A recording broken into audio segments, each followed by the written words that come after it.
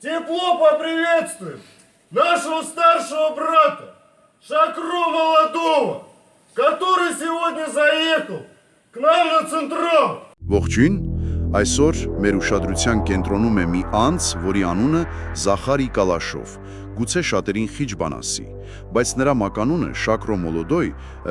տասնամյակներ շարունակ ասոցիացվել է, այսպես ասած, հետխորհրդային կազմակերպված հանցավորության գագաթնակետի հետ։ Այո, Դուք մեզ տրամադրել եք մի շարք նյութեր, հոդվածներ, լրագրողական հետաքննություններ, հա, բավականին հետաքրքիր նյութեր են։ որոնք փորձում են բացահայտել նրա բարդ ուղին, վերջին դատավճիռը եւ անկեղծ ասած մի տեսակ զարմանալի վաղաժամկետ ազատ արձակումը։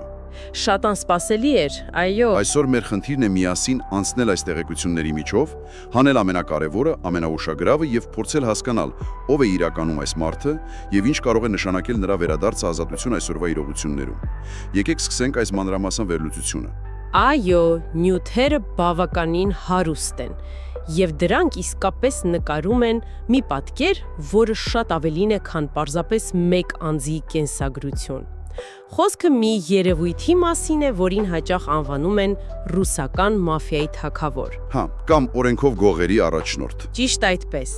Նրա պատմությունը, գիտեք, հայելի է այն փոթորկոտ գործընթացների, որոնք տեղի են ունեցել ԽՍՀՄ փլուզումից հետո։ Որպեսզի հասկանանք ներկան, պետք է սկսենք հենց սկզբից, տեսնենք ինչպես է կառուցվել այս կերպարը։ Լավ, եկեք սկսենք հենց այդ հիմքերից։ Զախարի Կալաշով, Շակրո Մոլոդոյ։ Աղբյուրները նշում են, որ նրա ծագումն արդեն իսկ որոշակի առանձնահատկություն է հաղորդել նրա կերպարին։ Միանշանակ։ Նա ծնվել է Թբիլիսիում 1953 թվականին քուրդ եզդիական ընտանիքում։ Հա, Եվ ստեղ կա մի շատ ուշագրավ մանրամասն, որը շեշտում են որոշ հետազոտողներ։ Նրա ընտանիքը պատկանել է փիրերի կաստային։ Փիրերի։ Այո, փիրերի։ Սա կարևոր է, քանի որ եզդիների ավանդական հիերարխիայում փիրերը համարվում են հոգևոր առաջնորդների կաստա, որը որոշ առումով նույնիսկ ավելի բարձր է դասվում, քան օրինակ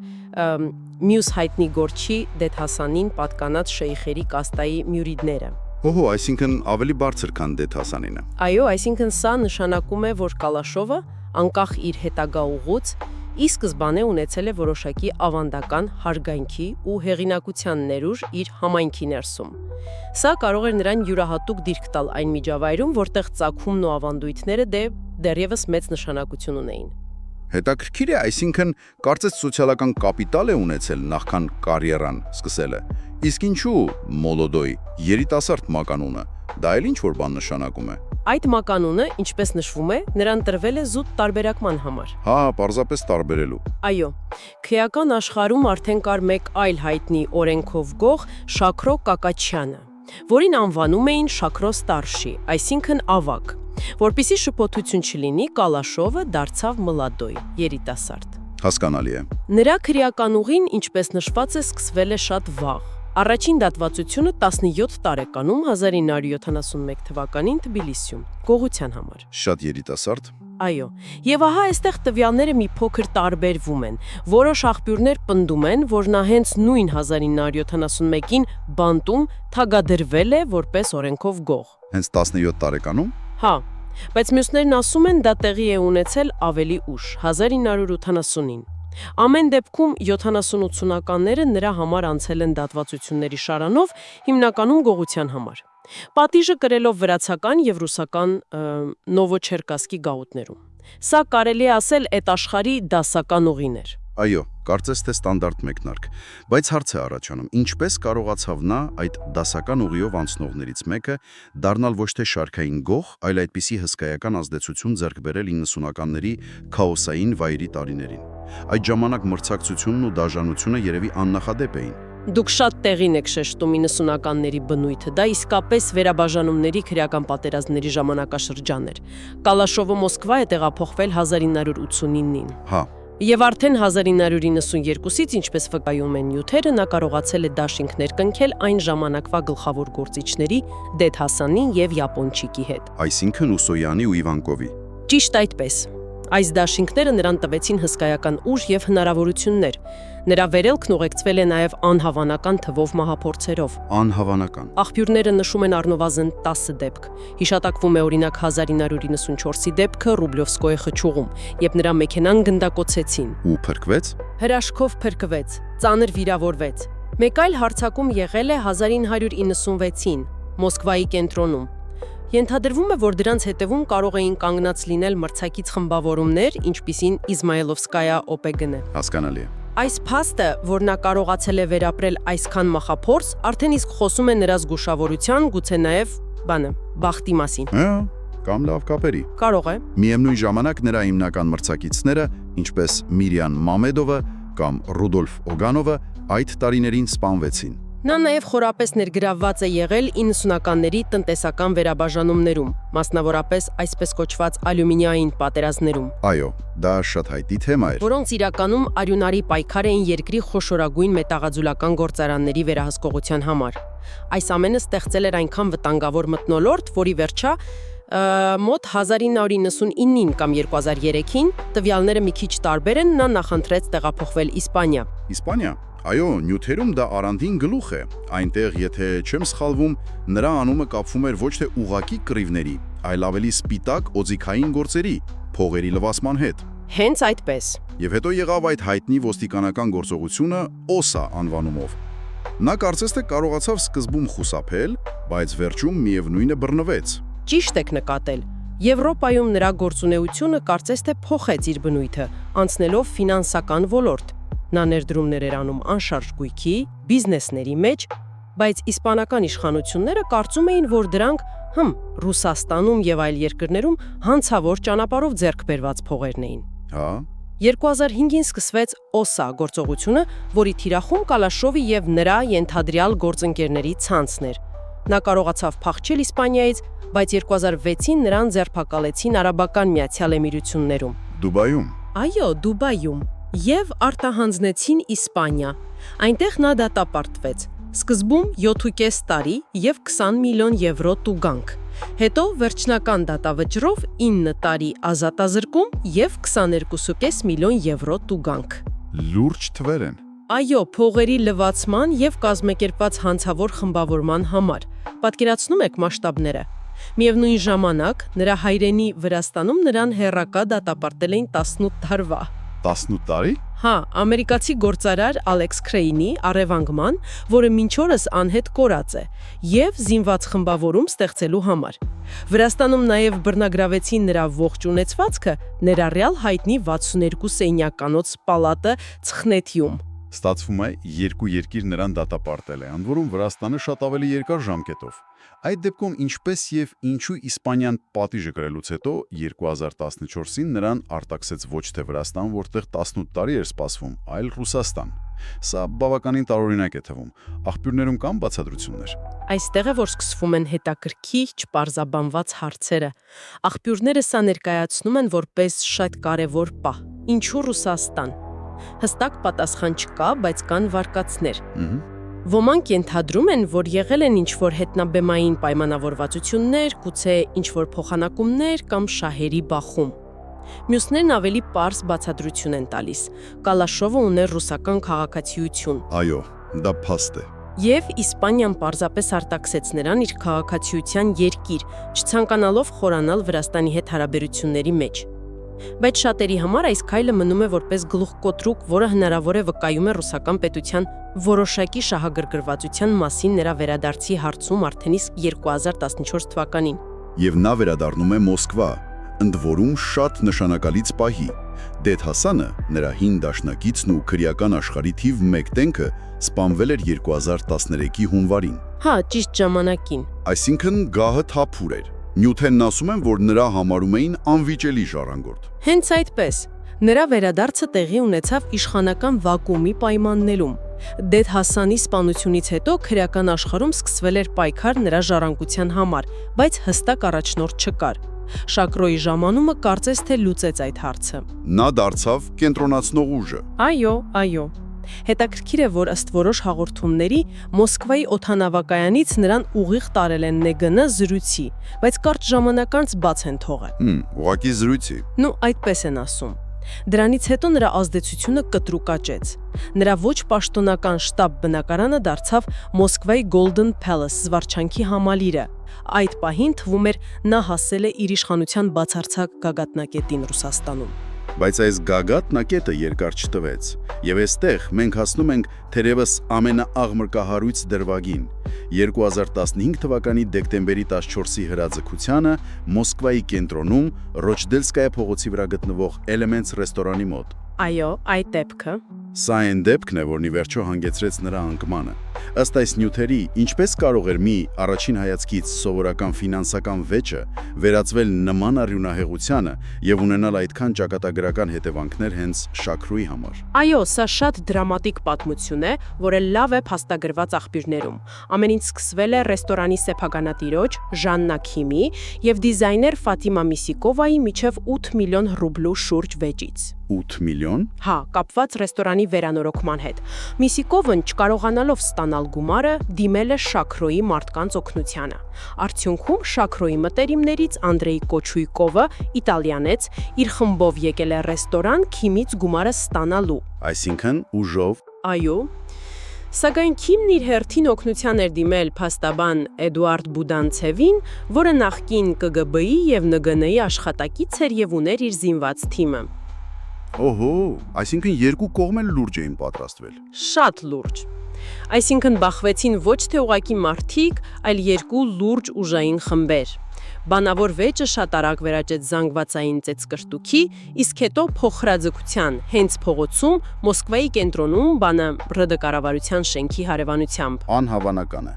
Արդյունքը երկու զոհ, Կոչույկովի մարդկանցից եւ մի քանի վիրավոր։ Սա այլևս հնարավոր չէր անտեսել կամ փակել։ Հասկանալի է, որ նման բան Մոսկվայի կենտրոնում անհետևանք չէր կարող մնալ, բայց ինչպես դա ուղղակիորեն կապվեց հենց Շաքրոյի հետ եւ հանգեցրեց նրա ձերբակալությանը, չէ՞ որ նա անձամբ այնտեղ չի եղել։ Ահա թե որտեղ է ամեն ինչ դառնում ավելի խճճված։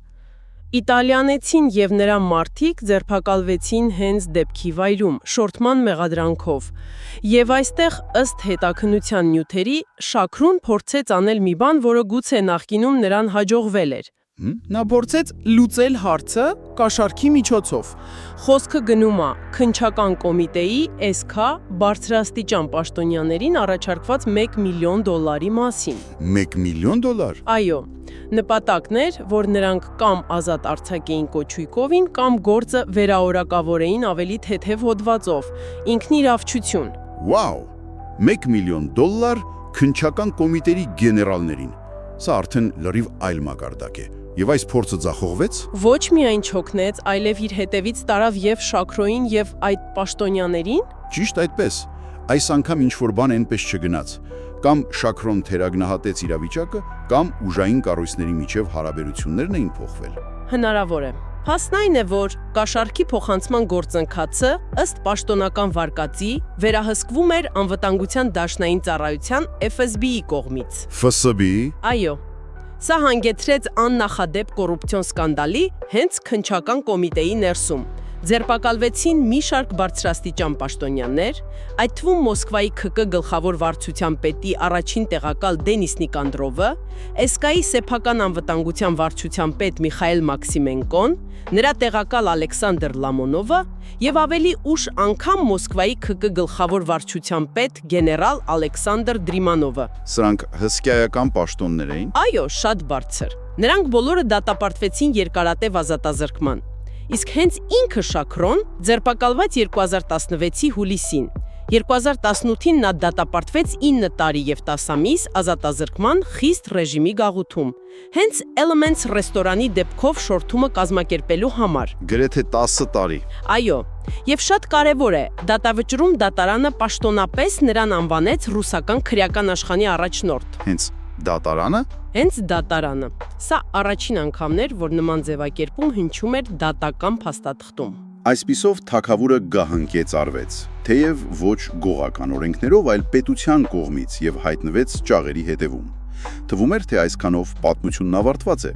Բայց հետո գալիս է 2024 թվականի գարունը եւ բոլորի համար անսպասելիորեն նա վաղաժամկետ ազատ է արձակվում։ Շատ անսպասելի։ Պաշտոնական պատճառաբանությունը, ինչպես հաղորդում են, առողջական վիճակն է։ Նշվում է, որ նա գրեթե կուրացել է։ Սա համոզիչ է հնչում։ Դա այն է, ինչ պաշտոնապես հայտարարվեց։ Նրա փաստաբանը դատարանում ներկայացրեց փաստաթղթեր առողջական լուրջ խնդիրների, մասնավորապես շաքարային դիաբետի ֆոնին, տեսողության գրեթե լրիվ կորուստի մասին։ Լրիվ կորուստ։ Գրեթե լրիվ, այո։ Նաև նշվեց նրա տարիքը՝ 71 տարեկան։ Այս հիմքով Կրասնոդարի երկրամասի դատարանը բավարարեց նրա վաղաժամկետ պայմանական ազատ արձակման ու դոմ միջնորդությունը։ Նա նիստին մասնակցում էր տեսակապով, գաղութից։ Հասկանալի է։ Սակայն, ինչպես հաճախ լինում է նման աղմկահարույց գործերում, մի շարք աղբյուրներ եւ վերլուծաբաններ անմիջապես սկսեցին քննարկել մեկ այլ հնարավոր ոչ պաշտոնական պատճառ։ Եվ ինչ պատճառի մասին է խոսքը գնում այդ ոչ պաշտոնական վարկածներում։ Խոսքը գնում է Ուկրաինայում ընթացող հատուկ ռազմական գործողության ՍՎՕ համար բանտարկյալների հավաքագրման գործընթացի մասին։ Ահա, հենց դա։ Այս վարկածների համաձայն, որոնք հիմնված են տարբեր աղբյուրների վրա, Շաքրո Մոլոդոյը, լինելով հսկայական հեղինակություն քրեական աշխարհում, ոչ միայն չի խոչընդոտել բանտարկյալների մեկնումը ռազմաճակատ, այլև հնարավոր է որոշակիորեն նպաստել է դրան։ Այսինքն դաբրո է տվել, այսպես ասած։ Մոտավորապես։ Նշվում է, որ նա կարող էր դա ներկայացնել որպես հայրենասիրական պարտք, որը չի հակասում գողական հասկացություններին։ Որոշ վերլուծաբաններ նույնիսկ ուղիղ կապ են տեսնում նրա ուդոյի եւ հավաքագրման գործընթացի հաջողության միջև, ենթադրելով, որ սա կարող էր լինել պետության կողմից մի տեսակ շնորհակալություն կամ գործարքի մաս։ Գործարք։ Հնարավոր է։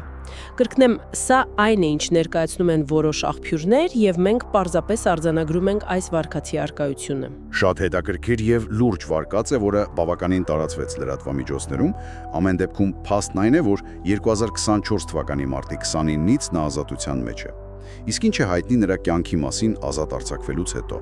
Արդյոք նա իսկապես հեռացել է գործերից, ինչպես ենթադրում էին ոմանք, հաշվի առնելով նրա առողջական վիճակն ու տարիքը, թե դեռ շարունակում է ինչ-որ դերակատարում ունենալ։ Ինչպես եւ կարելի էր կանխատեսել, նրա վարկագիծը չափազանց զգուշավոր է։ Նա փորձում է հնարավորինս ստվերում մնալ։ Հասկանալի է։ Ասպյուրները նշում են, որ նա խուսափում է անձնական շփումներից այլ քրեական հեղինակությունների հետ։ Հաղորդվում է, որ հանձնարարությունները կամ հաղորդագրությունները փոխանցվում են նրա ամենամտերիմ միջնորդների Ալեքսանդր Զախարովի, Զախար եւ Մարտին Բաբաքեխյանի միջոցով։ Այսինքն ուղիղ կապ չկա։ Ասում են անգամ Բադրիկոգուաշվիլին, Բադրիկուտաիսկի, որը համարվում էր նրա փոխարքան բանտարկության տարիներին, ուղիղ մուտք չունի նրա մոտ։ Լուրջ է։ Սակայն չնայած այս փակությանը կան նշաններ, որոնք ըստ այդ նույն աղբյուրների վկայում են շարունակվող ազդեցության մասին։ Հիշատակվում են որոշումներ այլ գործիչների կարգավիճակի վերաբերյալ, օրինակ Ռուֆո Գյանջինսկի, Վագիվ Սուլեյմանովի։ Հաղորդվում է նաև, որ նա իր Ռուբլովկայի առանձնատանը ընդունել է որոշ այցելուների, օրինակ Պրիմորիեից ժամանած Էդուարդ Սախնովին, Սախնո, որը նույնպես վերջերս էր ազատվել։ Եվ թերևս ամենաուշագրավը 2024 թվականի սեպտեմբերին տեղի ունեցած ենթադրյալ սխոտկան։ Սպասեք, սխոտկա։ Սա ըստ էության քրեական հեղինակությունների բարձր մակարդակի հավաք է, որտեղ որոշումներ են կայացվում, նշանակումներ արվում։ Նման բան կազմակերպելը կամ դրան մասնակցելը ներկայիս օրենսդրության պայմաններում չափազանց ռիսկային չէ, հատկապես նրա կարգավիճակի մարդու համար։ Հենց դա է ամբողջ խնդիրը։ Այո, սխոտկան հենց դա է նշանակում, հավաք, որտեղ լիցվում են ներքին հարցեր, հաստատվում են լիազորություններ, նշանակվում են սմոթրյաշիներ, տարածաշրջանային վերահսկիչներ։ Հա, հասկանում եմ։ Եվ դուք միանգամայն իրավացի եք։ Ռուսաստանում գործում է քրեական օրենսգրքի 211.5 հոդվածը, քրեական իերարխիայում բարձրագույն դիրք զբաղեցնելը։ Այո, այդ նոր հոդվածը, որը մտցվել է հենց նման գործիչների դեմ պայքարելու համար եւ նախատեսում է մինչեւ 15 տարվա ազատազրկում։ Հենց այս հոդվածով դատվել են շատ օրենքով գողեր վերջին տարիներին։ Ճիշտ է։ Եվ ահա, ըստ տեղեկությունների, այդ սեպտեմբերյան հանդիպման ժամանակ Շաքրոն նշանակել է նոր Սմատրյաշի Սվերդլովսկի մարզի համար, Մարսել Գասանովին։ Նորից նշանակում։ Հայո, եթե այս տեղեկությունը հաստատվի, իրավապահների կողմից դա կարող է ուղղակի հիմք հանդիսանալ Շաքրոյի դեմ նոր քրեական գործ հարուցելու հենց 211 հոդվածով։ Այսինքն շատ լուրջ ռիսկ է արել։ Շատ։ Հատկանշական է, որ Գասանովը ձերբակալվել է այդ ենթադրյալ հանդիպումից անմիջապես հետո եւ նրա դեմ գործ է հարուցվել հենց 211 հոդվածով։ Սա ցույց է տալիս, թե որքան փխրուն է Շաքրոյի ներկայիս ազատությունը։ Նրա գլխին շարունակում է կախված մնալ այս դամոկլյան սուրը։ Այսինքն նա կարծես թե քայլում է ածելու սայրի վրայով։ Հիշում եմ նաև, որ աղբյուրներում հիշատակվում էին երկու այլ դրվագներ՝ նրա երիտասարդ եղբորորդու ձերբակալությունը եւ մի տարօրինակ հանդիպում աբխազական քրեական գործչի հետ, որը կոչվում էր Պիզա։ Հա, Պիզա։ Դրանք ինչ-որ կերպ լրացնում են այս պատկերը։ Կարծում եմ, այո, դրանք լրացուցիչ շտրիխներ են։ 2025-ի սկզբին նրա 23-ամյա եղբորորդու Վիտալի Կալաշովի ձերբակալությունը սպանության փորձի մեղադրանքով։ Սպանության փորձի։ Այո, ասում են խանութում վիճաբանության ժամանակ դանակով հարվածել է մեկ այլ անձի, դա պարզապես կրկին ուշադրություն հրավիրեց ընտանիքի անվան վրա բացասական լույսի ներքո։ Հասկանալի է։ Իսկ ինչ վերաբերում է աբխազական հեղինակություն Ռաուլ Բարցբային, Պիզա, նրա հետ հանդիպումն իսկապես հետաքրքիր մեկնաբարությունների տեղիք է տվել։ Prime Crime-ը, որը սովորաբար լավ տեղեկացված է այս ոլորտում, հայտնել է, որ այդ հանդիպումը, որտեղ Շաքրոն իբր հաստատել է Պիզայի լիազորությունները, կազմակերպվել էր հատուկ ծառայությունների հովանու ներքո։ Հատուկ ծառայությունների։ Այո։ Ավելին, այս աղբյուրը գնահատել է այս իրադարձությունը որպես վերջին մեխը ավանդական գողական շարժման դաղաղի քափարիչին։ Ուժեղ ձևակերպում է։ Շատ ուժեղ։ Սա կարելի է մեկնաբանել որպես նշան, թե ինչպես է պետությունը փորձում ոչ թե պարզապես պայքարել կազմակերպված հանցավորության դեմ, այլ գուցե վերահսկել, կառավարել կամ նույնիսկ ինտեգրել այն իր համակարգի մեջ, ջնջելով հին սահմանները։ Այսպիսով, եկեք փորձենք ամփոփել այս բարդ, բազմաշերտ եւ անկեղծ ասած բավականին մռայլ պատմությունը ձեզ համար ունքնդիր։ Մենք ունենք մի կերպար, որը ժամանակին համարվում էր հետխորհրդային քրեական աշխարհի անվիճելի առաջնորդ։ Հա, լեգենդ, այսպես ասած։ Նա անցել է դասական գողական ուղի, վերապրել 90-ականների պատերազմները, փորձել է լեգիտիմանալ Եվրոպայում, վերադարձել, հասել գագաթնակետին, ապա տապալվել սեփական կանոններով խաղալու փորձի պատճառով։ Ճիշտ է։ Հիմա նա ազատության մեջ է, վաղաշեմկետ, պայմանականորեն վիճահարույց հանգամանքներում։ Նա ապնում է մեկուսացված, առողջական լուրջ խնդիրներով, բայց ըստ որոշ տեղեկությունների դեռևս պահպանում է զգալի ազդեցություն գործելով միջնորդների միջոցով։ Ստվերային ազդեցություն։ Այո, միևնույն ժամանակ նրա գլխին կախված է նոր շատ լուրջ մեղադրանքի սպառնալիքը հենց իր կարգավիճակի համար։ Եվ կան ուշագրավ ակնարկներ պետական կառույցների հնարավոր ներգրավվածության կամ վերահսկողության մասին նրա շրջապատի գործունեության մեջ։ Ահա, այդ հովանավորցության մասին խոսակցությունները։ Իսկ նրա հին գործընկերները, ինչպես նախկին գեներալ Դրիմանովը, որը դատվել էր հենց նրանից կաշառք ստանալու համար, նույնպես վաղաժամկետ ազատվելով նոր ուղիներ են գտնում, մեկնելով SVO գոտի։ Այս ամբողջ պատմությունը իսկապես նկարում է փոփոխվող լանդշաֆտի պատկերը։ Հին մեթոդները, որոնք արդյունավետ էին 90-ականներին կամ 2000-ականների սկզբին, կարծես թե այլևս չեն աշխատում կամ բախվում են նոր իրողություններին։ Այո, ժամանակներն են փոխվել։ Այդ իրողություններն են շատ ավելի խիստ օրենքներ, ինչպես հոդված 211-ը,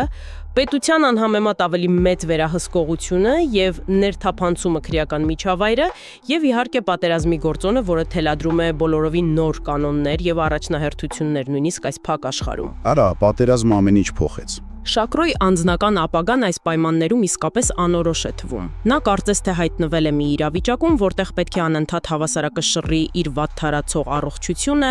իշխանության մնացորդները պահպանելու գայթակղությունը եւ իրավական հետապնդման մշտական սպառնալիքը։ Եվ վերջում մի հարց, որի շուրջ կարող եք մտածել մեր այսօրվա քննարկումից հետո։ Հաշվի առնելով Շաքրամոլոդոյի ներկայիս խոցելի վիճակը, առողջություն տարիք,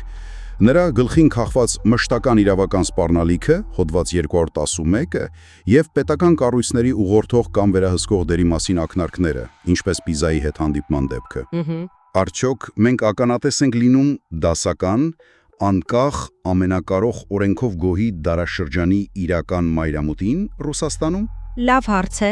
Հնարավոր է, որ այս ֆենոմենը, որը ծնվել է խորհրդային գուլագներում եւ ծաղկել հետ խորհրդային քաոսում, այժմ փոխակերպվում է մի նոր բանի, ավելի վերահսկրող, գուցե նույնիսկ ինչ-որ կերպ պետական համակարգին ինտեգրված կամ ենթակա մի մոդելի։ Կամ գուցե հենց դա էլ կա արդեն։ Եվ եթե այո, ապա ինչ է դա ասում Ռուսաստանում կազմակերպված հանցավորության եւ իշխանության փոխհարաբերությունների բնույթի մասին այսօր։